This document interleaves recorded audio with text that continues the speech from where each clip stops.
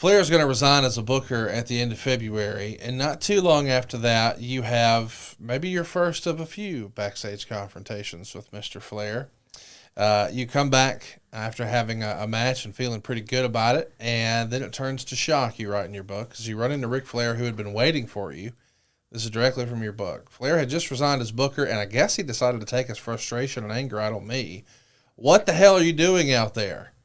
I didn't know what to say. Hell, I didn't even know what the question meant, and I told Flair so.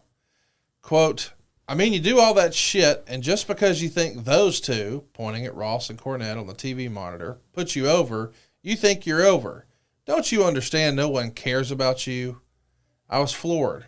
All I could do was stare blindly as the Nature Boy continued his condemnation.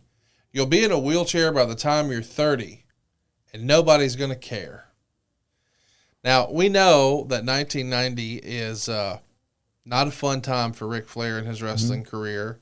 He's unhappy with the way things are going with his career and Jim Herd and his contract and his push. And there's a lot of pressure of being on the quote-unquote booking committee, and some people would say running it. Rick would deny that. And being the champ.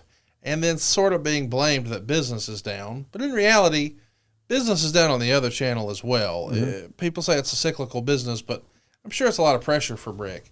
But this is the guy who helped hire you and who, even at that point, a lot of people were saying is the greatest wrestler of all time. And now he's just taking the wind out of your sails. Looking back, it's Sigmund Freud's theory of transference, you know? Yes. I mean, the example we were taught in high school is the guy's having a bad day, takes it out by yelling at the dog. Yes. In this case, I was just that. You were the dog. I was the dog. Did you know that at the time? No. I mean, it hurt so bad to the point where, you know, it's funny because when I talked about my ECW promo about turning 30, and I think I likened it to neighbor Tom Daw standing on the the Foley fence and robbing every home run that I hit in wiffle ball because I was a pull hitter. And I think my mom or dad suggested I hit it somewhere else other than when Tom Daw was standing. And even back when I was 6 or 7 years old, that seemed like cheating. Yes. And so I used that as a promo to say, I'm going to be 30. I could ease over that line, but that's not my way. I'm going to hit 30 the same way I hit 29. And when it's a pretty effective promo. And at that time, a lot of people did not know who the veteran talking about being in a wheelchair by the time I was 30 was. But I mean, there was something to that. I mean, all the veterans were right about the hip replacement and the damage I was doing. But I'm happy to say, especially when we begin the Foley Weight Loss Challenge, I'm going to drop some dramatic LBs.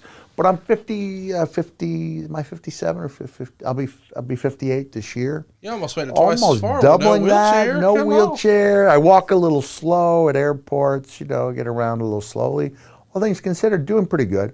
But when you look up to somebody the way I did to Rick, whether or not he's got a reason, a reason for being angry in general, that hurts. Yes. Yeah, it really hurts.